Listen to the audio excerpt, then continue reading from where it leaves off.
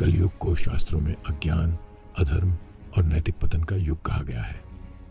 आज जब चारों ओर हिंसा, तनाव, रोग, छल, कपट और स्वार्थ दिखाई देता है, तब हर जागरूक मनुष्य के मन में यह प्रश्न उठता है कि कलयुग का अंत आखिर कब होगा।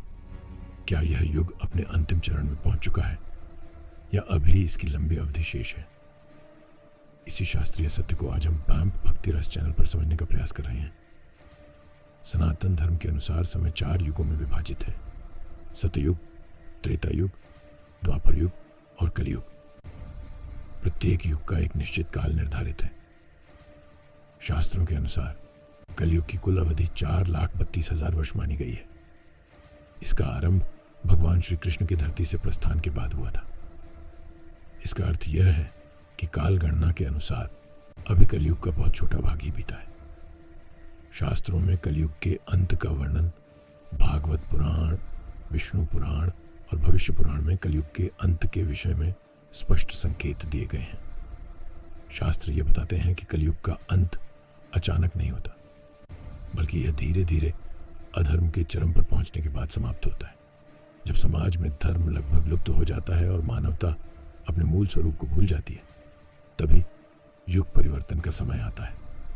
भाम भक्तिरास आपको यह स्पष्ट करना चाहता है कि शास्त्रों में वर्णित कलयुग के अंत से पहले कुछ विशेष लक्षण प्रकट होते हैं। कलयुग के अंतिम चरण के प्रमुख लक्षण शास्त्रों के अनुसार जैसे जैसे कलयुग अपने अंत की ओर बढ़ता है, वैसे वैसे ये संकेत प्रकट होते हैं। सत्य और झूठ में भेद करना कठिन हो जाता है। धन को ही सम्मान और शक्ति का आधार माना जाता है।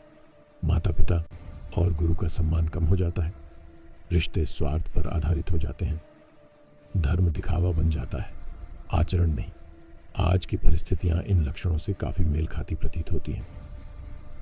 यही कारण है कि लोग मानने लगे हैं कि कलयुग अपने अंतिम चरण में है। लेकिन पांप भक्ति रस यह स्पष्ट करता है कि लक्षणों का दिखना अंत की तिथि नहीं बताता। क्या आज का समय कलयुग का अंत है? बहुत से लोग वर्तमान समय की तुलना शास्त्रीय वर्णनों से करते हुए यह निष्कर्ष निकाल लेते हैं कि कलयुग समाप्त होने वाला है। लेकिन शास्त्र यह भी कहते हैं कि कलयुग का सबसे भयानक रूप अब भी आना शेष है। भविष्य पुराण के अनुसार कलयुग के अंत में अधर्म अपने चरम पर होगा और मानवता लगभग विनाश की स्थिति में पहुंच जाएगी। इसलिए केवल वर्तमान समस्याओं को देखकर यह कहना कि कलयुग समाप्त हो रहा है शास्त्रीय दृष्टि से पूर्ण सत्य नहीं है।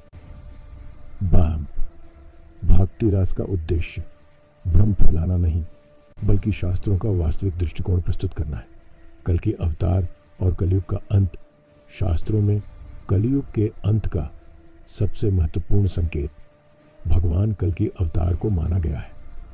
जब पृथ्वी पर अधर्म असहनीय स्तर पर पहुंच जाएगा, तब भगवान विष्णु कल की रूप में अवतार लेकर अधर्म का नाश करेंगे।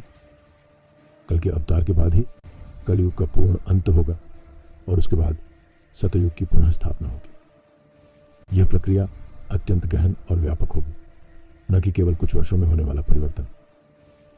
कलयुग में मानव की भूमिका शास्त्र यह भी बताते हैं कि कलयुग चाहे जितना भी अधर्मपूर्ण हो, फिर भी इसमें मोक्ष का मार्ग सबसे सरल है।